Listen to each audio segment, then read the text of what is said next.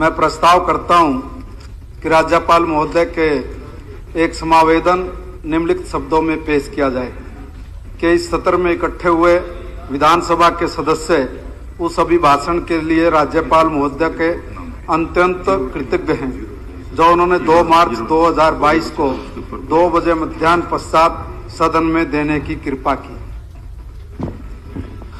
अध्यक्ष महोदय, मैं आपका बहुत बहुत आभारी हूं कि आपने माननीय राज्यपाल जी के अभिभाषण पर मुझे बोलने का अवसर दिया। हमारी सरकार ने ऐसे अभूतपूर्व कार्य किए कि जिसको लेकर जनता में एक विशेष उत्साह हम लोगों को देखने को मिल रहा है। और सबसे अच्छी बात यह भी है कि हमारी इन नीतियों का, सरकार की उपलब्धियों का विपक्ष के पास किसी तरह का कोई जवाब देने के लिए कुछ भी नहीं है। एक एक ऐसी उपलब्धि जिस उपलब्धि का मैं बीच में सर मैं तो शुरू भी नहीं किया, अभी से पहले बीच में तरह उछलने लगे। बीच में टोका टाकी ना करें, फिर मैं भी बीच में टोका टोकी करूं। बीच में टोका टाकी ना करें, समय खराब होगा। तो मैं किसी पर कटाक्ष नहीं कर रहा हूं। मैं तो सिर्फ माननीय मनोहर लाल जी की सरकार की उपलब्धियां जो हमारी सरकार ने जो काम किया है उसके बारे में मैं तो यहां पर संक्षिप्त में बताने का प्रयास कर रहा हूं। सर, सरकार ने बहुत बड़ा एक काम किया।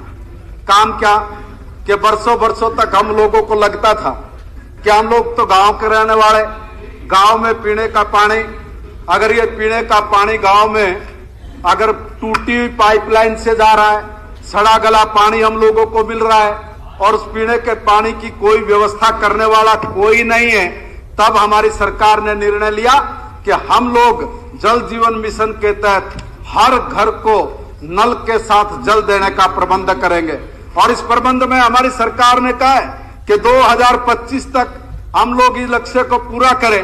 मगर मैं धन्यवादी हूं माननीय मुख्यमंत्री जी का कि उनकी नीतियों ने, उनके काम करने की कला के कारण आज हमने निर्णय लिया कि 2022 के अंत तक हरियाणा प्रदेश के हर घर को हम नल के साथ जल देने में कामयाब हो जाएंगे। हम हर घर में ताजा पीने का पानी उपलब्ध कराएंगे। सर, हमारी सरकार ने बोल लो एक बार क्या कहना चाहो। वो आप जिस दिन उस टूटी के न खोलोगे, पानी पियोगे, तब समझ में आएगा आपको। 2022 का अंत आ लेने दो, 2022 का अंत आ लेने दो। सर, ऐसा ही नहीं, सरकार ने चिकित्सा के क्षेत्र में भी अभूतपूर्व काम किए।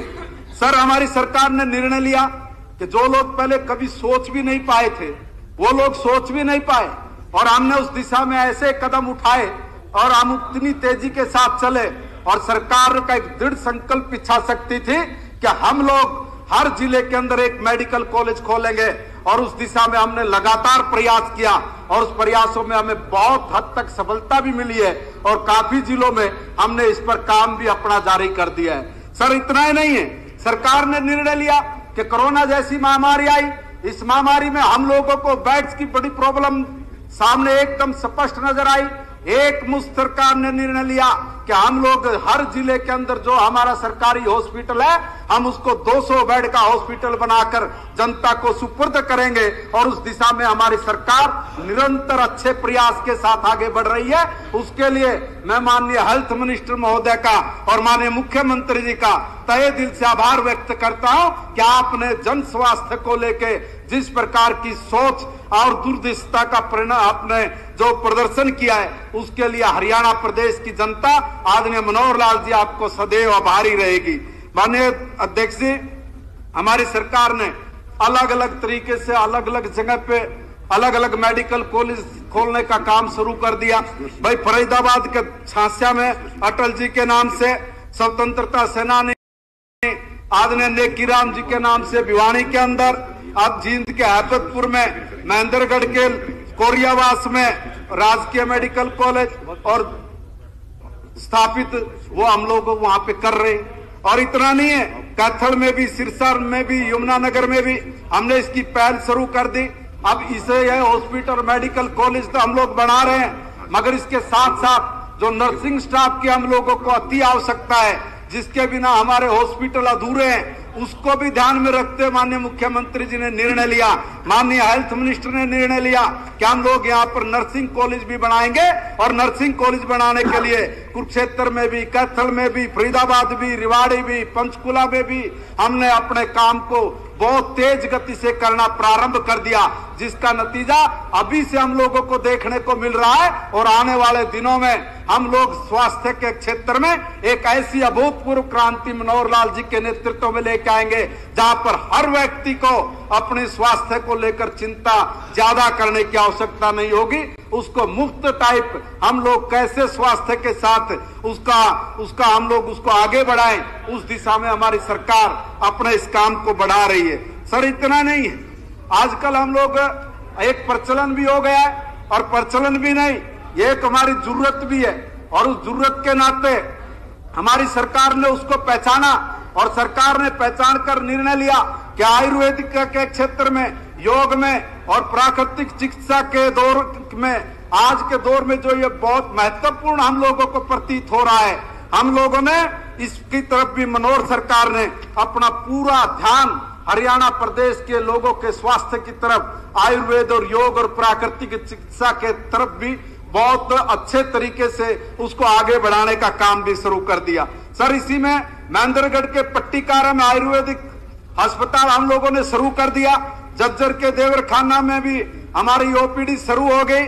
नूह के अकेड़ा में यूनानी कॉलेज, अम्बाला में होम्योपैथिक कॉलेज, ये हमने खोलने की परमिशन भी दे दी। और मैयड़ है हिसार के अंदर, वहां तो 50 बेड का हम लोगों ने एक आयुष हॉस्पिटल भी खोलने का काम शुरू कर दिया, खोला जा रहा वहां पर। इतनी बड़े स्वास्थ्य के जगत में आयुर्वेद और एलोपैथी में हमारी सरकार एक एक चीज को चुन चुन कर, जिसमें जनहित का सबसे बड़ा लाभ हो, उस दिशा में हमारी सरकार लगातार ईमानदारी के साथ आगे बढ़ते हुए काम कर रही है। सर, इतना ही नहीं है, पर्यटन के क्षेत्र में भी अगर हम लोग बात करें तो पर्यटन के क्षेत्र में भी पंचकुला के अंदर चाहे टूरिज्म हब हो, चाहे मोरनी के अंदर एडवेंचर स्पोर्ट्स हो, tourism circuit route, mountain trekking की हो, बाइकिंग की हो, पैराग्लाइडिंग, ये सारा का सारा विकसित किया। और इसकी तरफ भी अगर पहली बार किसी सरकार का ध्यान गया तो उस सरकार का नाम है मनोहर सरकार। और मैं मनोहर जी को मैं उनको शुभकामनाएं देता हूं कि मनोहर जी, आपके कारण हमारे हरियाणा प्रदेश में जिन लोगों को टूरिज्म के क्षेत्र में रुचि रहती है, उस क्षेत्र में भी आपने कोई कोर कसर नहीं छोड़ी। एक एक का क्षेत्र चुन चुन कर उस पर कैसे काम किया जाए, पहले के लोग तो सोच भी नहीं पाते थे, हम तो धरातल पर उठा रहे हैं और उठा के उसको पूरा करने का जो हमारा प्रयास है, उस प्रयास में भी हम 100 के 100 खरा उतर रहे हैं। मनोहर जी की सरकार 100 में 100 काम करे, इस दिशा में हमारी सरकार निरंतर आगे बढ़ते हुए हम अपने लोगों को सब प्रकार की मूलभूत सुविधाओं के साथ जोड़ने का काम भी कर रहे हैं। सर, हमारी सरकार ने महिलाओं के लिए भी अभूतपूर्व काम किया है, उनके सशक्तिकरण के लिए काम किया। हमारी सरकार ने निर्णय लिया कि भाई पंचायती राज है, और पंचायती राज के अंदर हम लोग 33% से आगे बढ़ने चाहिए। आगे बढ़ने के लिए 50% की हिस्सेदारी, उसमें कहा कि क्योंकि बराबर का हक होना चाहिए, इसलिए बराबरी का अगर समान दर्जा अगर किसी ने हरियाणा प्रदेश में नहीं, इस देश के अंदर किसी सरकार ने दिया है तो सरकार का नाम मनोहर सरकार है। और मनोहर सरकार के प्रति महिलाओं का जिस प्रकार से आज एक वो उनका सम्मान के रूप में देख रही हैं, वो बहुत ही तारीफे काबिल है। सर, इतना नहीं है, पुलिस की भर्तियां होती थी, पुलिस की भर्तियों के अंदर बताएंगे आंगनवाड़ी वालियों को तुम जहां छोड़ के गए थे, उसमें आंगनवाड़ी वालियों में भी तुम जहां छोड़ के गए थे उसका डबल करने का काम भी अगर किसी ने किया तो वो भी मनोहर सरकार ने किया है। ये क्यों नहीं आप बोलते? सर, इतना ही नहीं है, मैं एक निवेदन करना चाह रहा हूं। निवेदन ये कि महिलाओं को हमने पुलिस के अंदर जब भर्ती होती थी तो 5.5% की हिस्सेदारी उनकी थी। माननीय मनोहर लाल जी ने निर्णय लिया कि हम लोग इस दिशा में और तेजी से आगे बढ़ेंगे, सीधा डबल का जंप मार दिया, 9% की बढ़ोतरी कर दी। और चिंता मत करो, इसी साल में मानना चाह तो भगवान ने चाहा, मनोहर लाल जी के आशीर्वाद से हमारी बहन बेटियां जो पुलिस में भर्ती होती है वो 9% से बढ़ के सीधे 15% तक लेके जाने का निर्णय यह मनोहर सरकार ने लिया है। इतने बड़े अभूतपूर्व निर्णय और उसके बावजूद भी कुछ लोगों को खुजली हो तो ये बात मुझे लगता है कि हरियाणा प्रदेश की जनता उसको किसी भी सूरत में सहन करेगी नहीं। सर इतना ही नहीं है, हमारे नौजवानों के लिए भी सरकार ने कोई कोर कसर नहीं छोड़ी, कोई कसर नहीं छोड़ी। ना तो हमारे खिलाड़ियों ने कसर छोड़ी और ना हमारी सरकार ने कसर छोड़ी। हरियाणा के खिलाड़ियों ने जहां हमारा सीना चौड़ा किया है वहीं पदक पे पदक जीतकर इस देश का भी नाम रोशन कर दिया। एक एक करके पदक जीत के लेके आए और हमारा नाम रोशन किया। और हमारे तो गांव के पास का छोरा नीरज चोपड़ा, उसने तो शेर ने ऐसा भाला फेंका कि सारे का सारा दुनिया उसको देखती रह गई। कोई उसका मुकाबला नहीं कर पाया। और जब मुकाबला नहीं कर पाया तो हरियाणा की सरकार ने भी निर्णय लिया कि जो भी हमारे स्वर्ण पदक जीत के आए हैं, कांस्य पदक जीत के आए हैं, जो हमारे लोग ये मेडल जीत के लेके आए हैं, इनके लिए खजाना खोल दो। और ऐसा खजाना खोला कि भाई 53 करोड़ रुपया सीधा हमारे जवानों के खिलाड़ियों के खाते में डालने का काम ये आदरणीय मनोहर लाल जी की सरकार ने किया। पूरे देश में आज जब ये ओलंपिक का गेम चल रहा था तो आप सब लोग देख रहे थे कि किसी प्रदेश ने 5 लाख दे रहा है, कोई 50 लाख दे रहा है, करोड़ तक कोई पहुंच पाया। मगर मारे वाले तो कमाल ही ढा दिया। 6 करोड़ के, 3 करोड़ के, 2 करोड़ के और इतने काम, इतने पैसे उनके खाते में डाल दिए। आज हरियाणा का जवान, आज हरियाणा का खिलाड़ी, गोगी जी आप मेरे पड़ोस वाले हो, बस पानी पियाओ नहीं ताड़े पिलाऊंगा।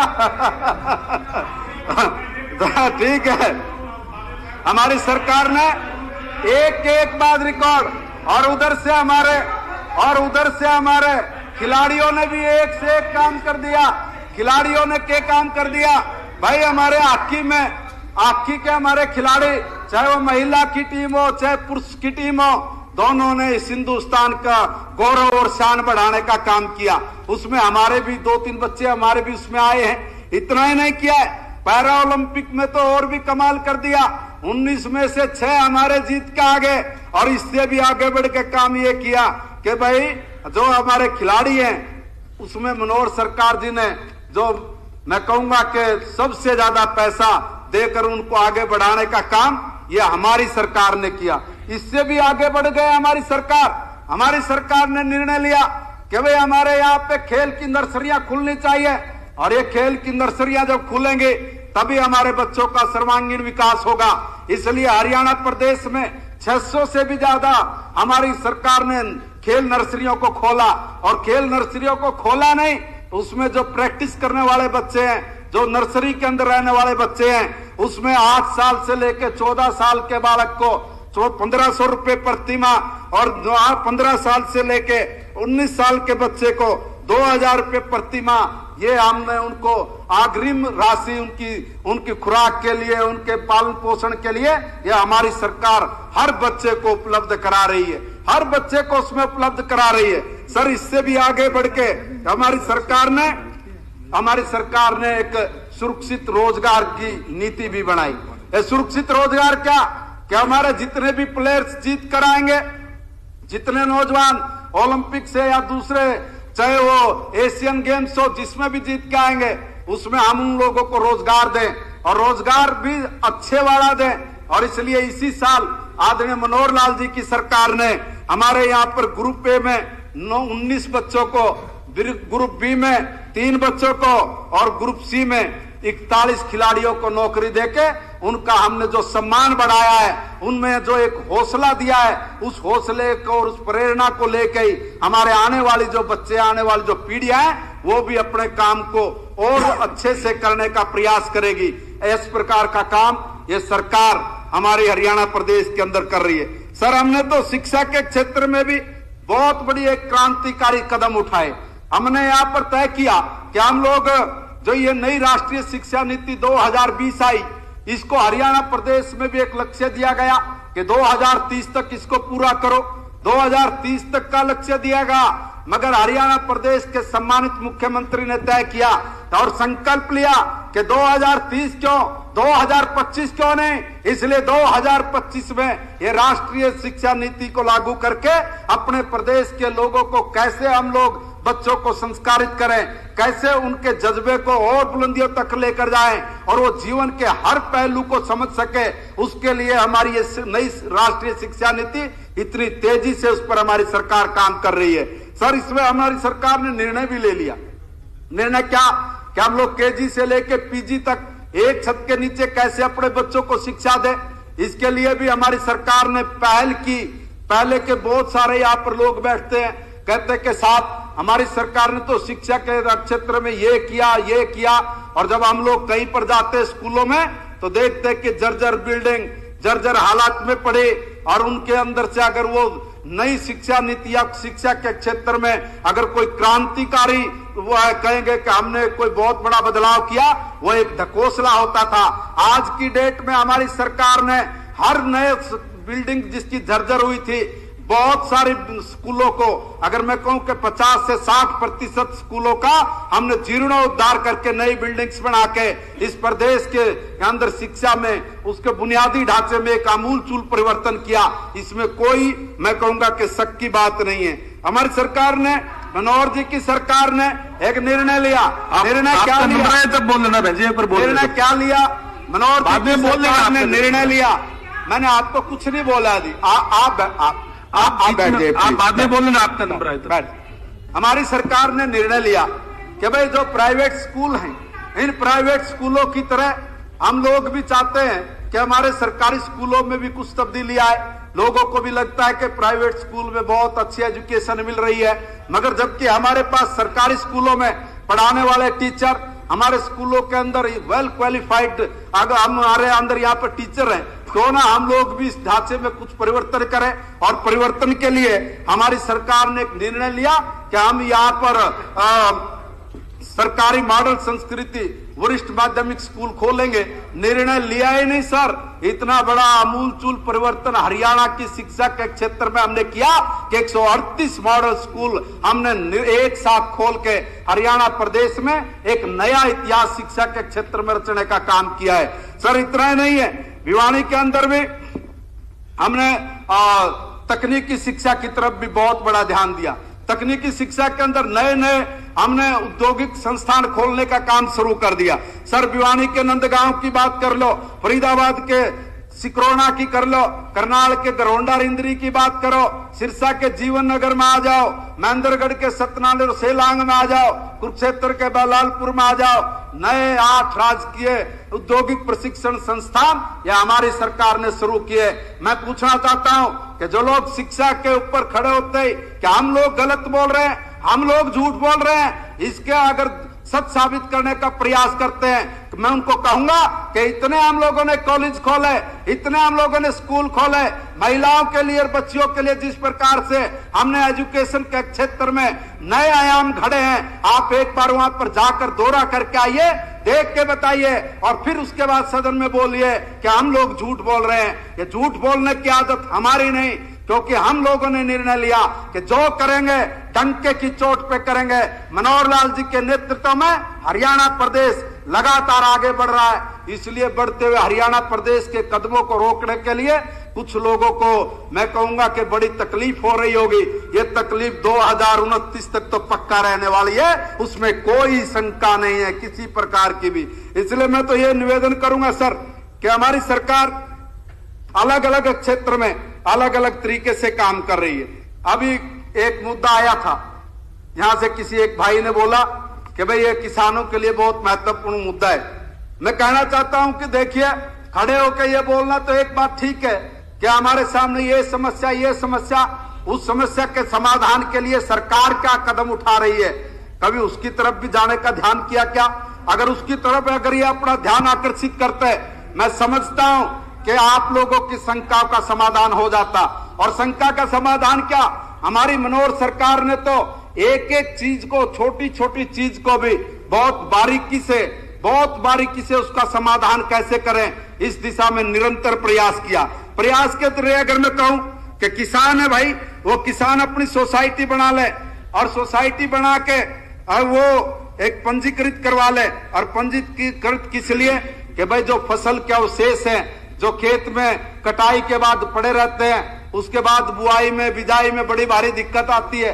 सरकार ने कहा आप एक सोसाइटी बनाओ और सोसाइटी बना लो, और सोसाइटी बनाने के बाद हम लोग आपके इस कस्टम हेयर सेंटर खोल लो और उसके ऊपर 80% का अनुदान ये हरियाणा की मनोहर सरकार अपने किसान को उपलब्ध करा रही है। आप जहां जहां से भी चुन के आते हैं, मैं आपसे कहना चाहता हूं कि एक बार आप अपने जिला अधिकारी के पास जाइए और उससे पूछिए कि हमारे यहाँ पर कितने लोगों ने कस्टम हेयर सोसाइटी बनाई है और उसमें कितना अनुदान आदरणीय मनोहर लाल की सरकार ने किसानों को उपलब्ध कराया है, तो आपकी आंखें खुल जाएंगी। साहब इतना ही नहीं है, अगर कोई प्राइवेट आदमी भी इसके ऊपर अगर अनुदान लेने की बात करता है, अगर इस क्षेत्र में काम करना चाहता है, उसके लिए भी हमारी सरकार ने 50% के अनुदान राशि देने की हम लोगों ने पहल कर रखी है। उसमें भी 822 से ज्यादा लोग शायद इस पर अपना अनुदान लेके अपने काम को आगे बढ़ा रहे हैं। सर इतना ही नहीं है, हमारी फसल कट गई,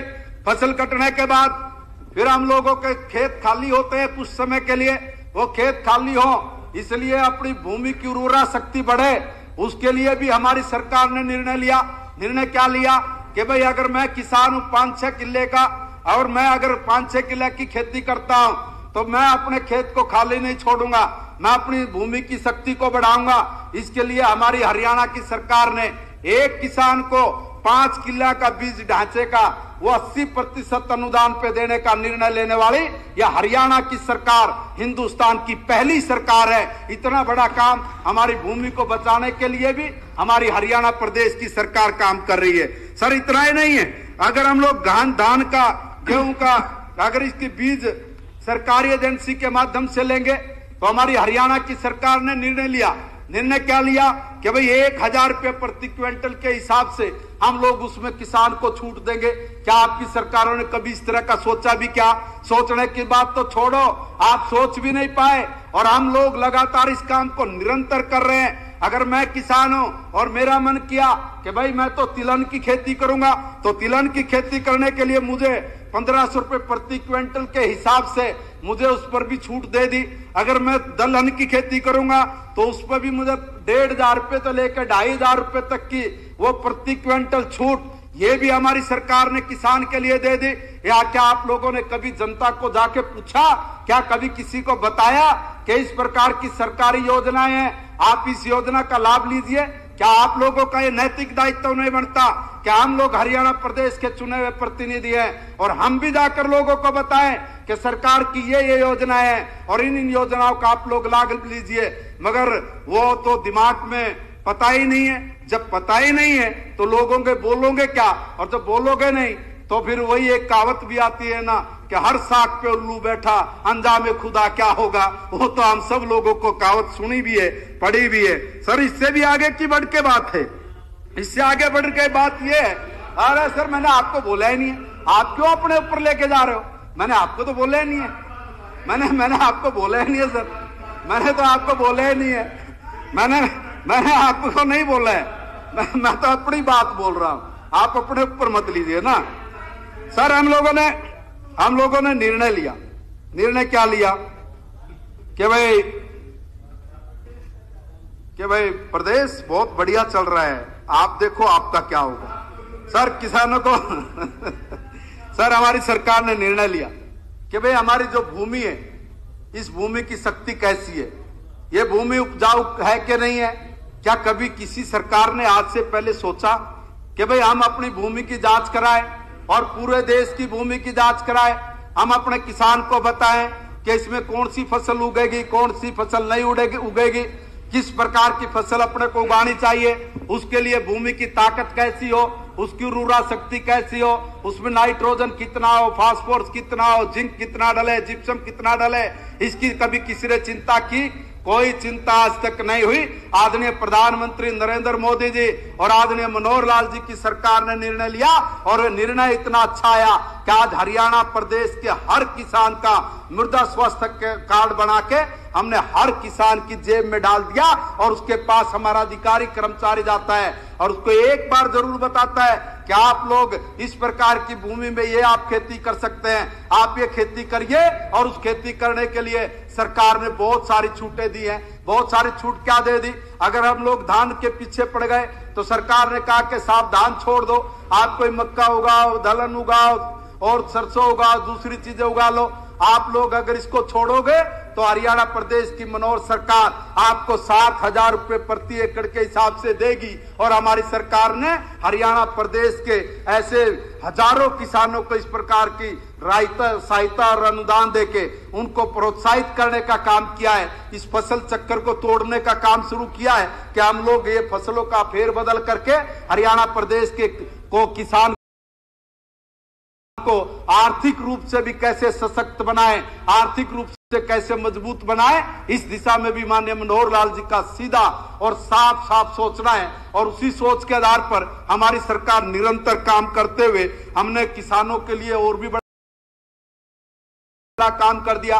पहले तो अब लोग प्राकृतिक आपदा आती थी, आप लोग 5 रुपए के चेक देते थे, हमने 12,000 रुपए देने का काम शुरू किया। हम लोग 12 पे भी नहीं टिके।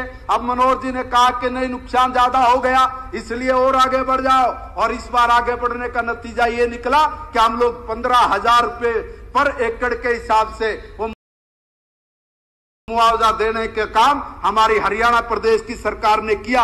और 561 करोड़ रुपए इसके हिसाब से हमने हरियाणा प्रदेश के किसान के सीधे बैंक में खाते में डाल के उनको लाभ देने का काम किया है। सर इतना नहीं है, प्रधानमंत्री फसल बीमा योजना, उस फसल बीमा योजना का लोग चिल्ला रहे थे, हाहाकार मचा रहे थे, हमारा कर्ज नाश हो गया, हमारा किसान भी मार दिया, हमारे किसान का बड़ा नुकसान हो गया।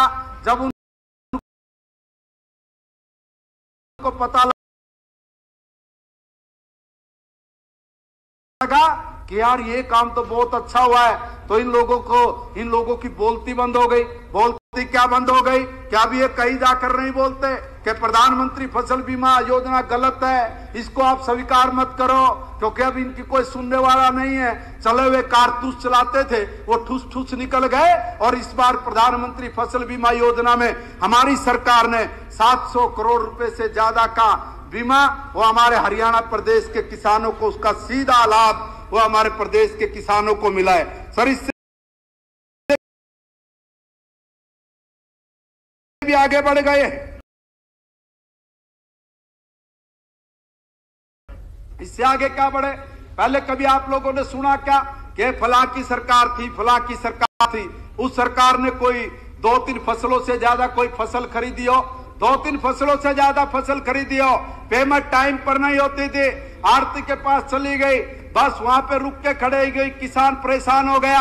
हमारी सरकार थी, 56 इंच का सीना है मनोहर लाल जी का, निर्णय लिया कि 2-3 फसलें नहीं खरीदेंगे, 14 फसलें खरीदेंगे। और 14 की 14 फसलें खरीदी और फसल खरीद कर सीधा पैसा किसान के खाते में डालने का काम करने वाली ये देश में पहली मनोहर सरकार है जिसने किसान के सम्मान की रक्षा की है। क्या आप लोगों के पास इसके पर कोई तर्क है? क्या कोई बोलेगा कि एक काम हम लोगों ने गलत किया? हम लोगों ने एक से बढ़ के एक काम किया। हमने कहा कि हम लोग भावांतर भरपाई योजना लेके आएंगे। मेरे को कुछ लोग मिल गए, वो कहने लगे कि ढांडा जी ये भावांतर यू केस होता है। मैंने कहा भाई तू पढ़ ले एक बार। बोला भाई समझ में नहीं आई। मैंने कहा अच्छा एक काम कर, संधि विच्छेद करते आवे बिलावे। मैंने कहा भाव लिखा। मैंने कहा फिर आगे प्लस करके लिख दिया, अंतर बिला अंतर लिख दिया। मगर समझ में आ गया? बोला हाँ आ गया। मगर के बिला जो भाव में अंतर है उसकी भरपाई सरकार करेगी। हमने तो इन ऐसे लोगों को भी यहाँ पर जो आपको बहुत इंटेलेक्चुअल और बहुत अच्छा बताते हैं, उनको भी संधि विच्छेद कर करके समझाना पड़ता है कि भावांतर भरपाई योजना का मतलब क्या है। साहब हमारी सरकार ने भावांतर भरपाई योजना में चाहे हमारी सब्जियां हो, किसान की अगर फसल खराब हो गई या उसका भाव उसको नहीं मिला, टमाटर अगर पिट गया, गोभी अगर पिट गई, मटर अगर पिट गए तो उसमें हम लोगों ने निर्णय लिया कि तुम चिंता मत करो, सरकार ने एक दाम फिक्स कर रखा है। अगर 2 रुपए किलो बिके 2 रुपए किलो बेचाइयो, अगर 3 रुपए किलो बिके 3 रुपए किलो बेचाइयो। हमारी सरकार ने 5 रुपए 8 रुपए घोषित किया है। जो बाकी बचेगा वो सीधा का सीधा पैसा हम आपके खाते में डालेंगे और हमारी सरकार ने उस पैसे को खाते में डाल के हरियाणा प्रदेश की जो कमर थी किसान की उसको टूटने से बचाया है। और ऐसा काम पहली बार हरियाणा प्रदेश में अगर किसी ने किया, उस सरकार का नाम भी मनोहर सरकार है। मैं आपको एक एक करके योजनाएं बता रहा हूं। आप में अगर दम है तो जाओ और खोजो, और खोज कर कहीं से जुटला सकते जुटलाओ। एक एक आंकड़े के ऊपर हम लोग इस पर बात करेंगे। सर, हमारी सरकार ने निर्णय किया कि हम लोग बागवानी के क्षेत्र में काम करेंगे। बोल लेना बीच में आप, जब हम लोगों ने निर्णय लिया कि हम लोग बागवानी के क्षेत्र में काम करेंगे।